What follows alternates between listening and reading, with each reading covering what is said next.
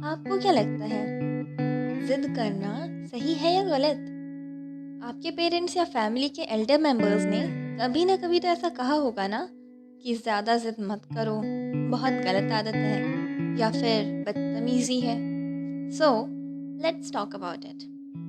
मैं जैसे ही बालकनी से रूम में आई, रूममेट ने तुरंत पूछा, क्या हुआ, किसको इतना समझा रही थी? यार, क्या बताऊँ, मेरी एक कज़न है, उसको अपना नेम चेंज करवाना है और सिर्फ इसलिए वो 2 दिन से खाना पीना छोड़ के बैठी है। ऐसा भी कोई करता है क्या? नेम चेंज करवाना है, करवाए, कोई गलत बात नहीं है, पर दिन भर रोते रहना एंड खाना छोड़ देना, that's not fair.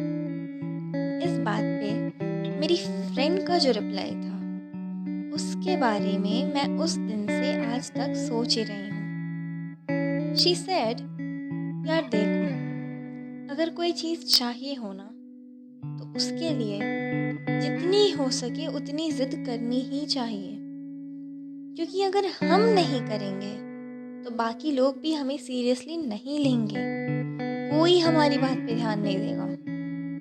That's it.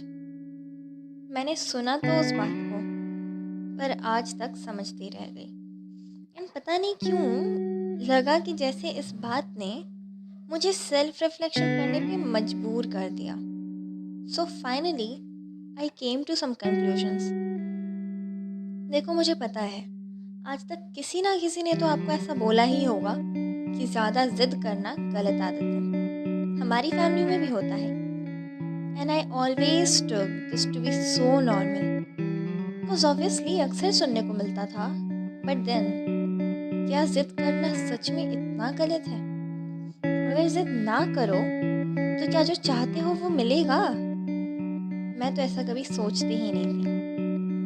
कभी मैंने खुद को इतना क्वेश्चन ही नहीं किया कि मेरा ये जिद करना सही है या गलत।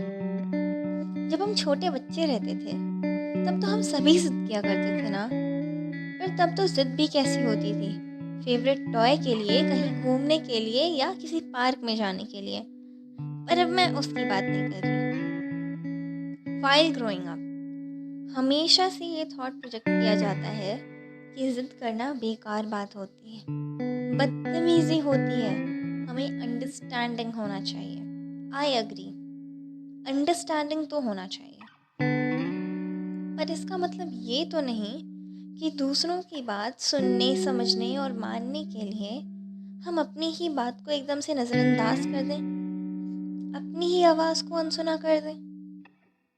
जिद करो, पर अगर तुम्हें लगे कि तुम सही हो, फिर चाहे सामने कोई भी हो। जब भी ऐसी कोई सिचुएशन आए तो कुछ सवाल ज़रूर पूछना। क्या तुम्हारी जिद सही है? क्या तुम सही चीज़ के लिए लड़ रहे हो? कहीं ऐसा तो नहीं कि तुम्हारी इस जिद की वजह से किसी को तकलीफ हो? बट रिमेंबर, तकलीफ में मैं किसी के ईगो हर्ट होने की बात नहीं कर रही। अगर सिर्फ किसी के ईगो को सेटिस्फाई करने के लिए तुम्हें अपनी बात छोड़नी पड़े ना, तो जिद करो। अगर किसी की यूजलेस मांग को पूरा करने के लिए तुम्हें कॉम्प्रोमाइज़ करना पड़े, तो जिद करो। पर एक सवाल और पूछ लेना, कहीं तुम्हारी ये जिद ही कोई यूजलेस मांग तो नहीं है?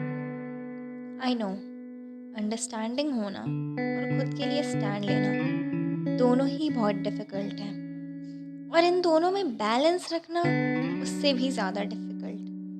बट एक चीज़ याद रखना, आप हर छोटी बात पे अगर कॉम्प्रोमाइज़ करने लगोगे ना, अपने हर सही चॉइस को सिर्फ दूसरों के दबाव में आके छोड़ने लगोगे अगर, तो जब आपके ड्रीम्स, गोल्स और लाइफ की बात आएगी, तो भी शायद आप कॉम्प्रोमाइज़ ही करते रह जाओगे। इसलिए अपने आप को कभी इन सवालों से डरने मत देना। जब भी लगे तो इन क्वेश्चंस को फेस ज़रूर करना।